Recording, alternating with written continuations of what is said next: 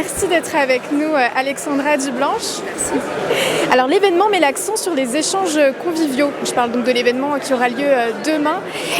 Entre les médias et porte-parole du Grand Paris, quels sont les sujets prioritaires que vous souhaitez aborder lors de ce déjeuner et comment comptez-vous favoriser un dialogue constructif ?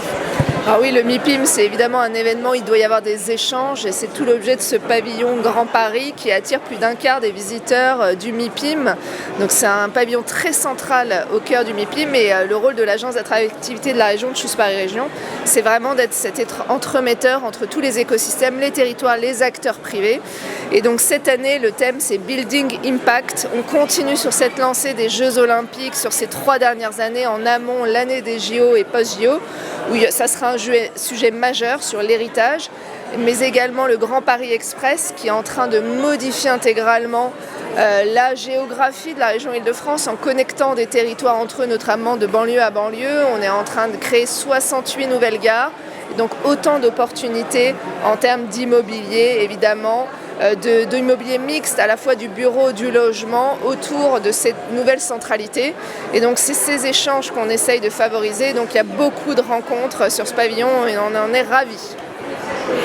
Et le MIPIM est un rendez-vous d'ailleurs international majeur pour les acteurs de l'immobilier. Quelles sont les principales annonces ou présentations que le Grand Paris prévoit de faire lors de cet événement ?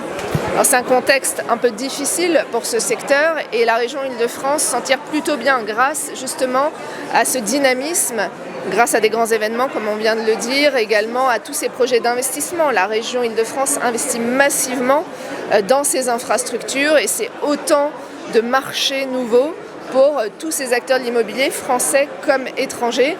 Et donc vous pouvez voir sur notre pavillon énormément de projets innovants. On est aussi une grande terre d'innovation, une terre d'expérimentation. On essaye de concilier tous ces atouts, l'innovation, l'intelligence artificielle dont on a encore beaucoup parlé récemment, l'enjeu d'impact, l'impact environnemental de tous ces nouveaux projets qui sortent de terre, un impact qui doit être évidemment limité, et ces opportunités. Donc vous avez l'atelier logistique qui est en train de révolutionner la logistique du dernier kilomètre en réutilisant du foncier disponible, à savoir un parking sous les Champs-Élysées par exemple. Il y a un projet de la SNCF messager sur des bâtiments qui puissent être convertibles de bureaux en logements par exemple, donc avec toujours une dimension environnementale très forte. Et donc il y a pas mal d'annonces de ce type qui sont faites pendant le salon du MIPIM. Et donc dernière question, au-delà des projets immobiliers, comment le Grand Paris envisage-t-il de renforcer son attractivité et son rayonnement à l'échelle internationale et quels sont les enjeux clés pour l'avenir de ce territoire ? Alors, l'attractivité, je l'explique toujours, c'est multifactoriel.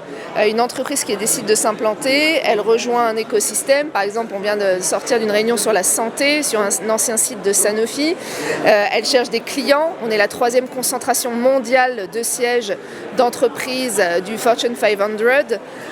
Et elle recherche aussi un cadre de vie. Et donc tout ça, on travaille dessus et avec l'agence d'attractivité, et avec la région, et avec nos partenaires, publics, privés, les territoires, les entreprises, pour offrir aussi ce cadre de vie. Ça veut dire investir dans transformer des espaces verts, par exemple, des zones urbaines en espaces verts.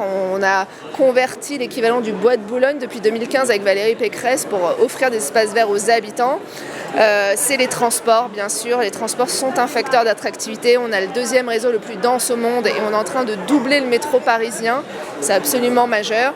Il y a toute cette capacité d'innovation et les talents également. Une entreprise qui vient en Île-de-France, elle recherche évidemment à recruter. Et donc ces talents, c'est aussi une force de la région, notamment en termes de recherche, d'écoles mathématiques, d'intelligence artificielle. Et donc c'est notre rôle, Choose Paris Région, c'est de mettre en avant tous ces atouts et avec la région de renforcer ces écosystèmes pour rester une région très attractive. Merci beaucoup Alexandra Dublanche d'avoir été avec nous sur Côté Croisette. Merci à vous.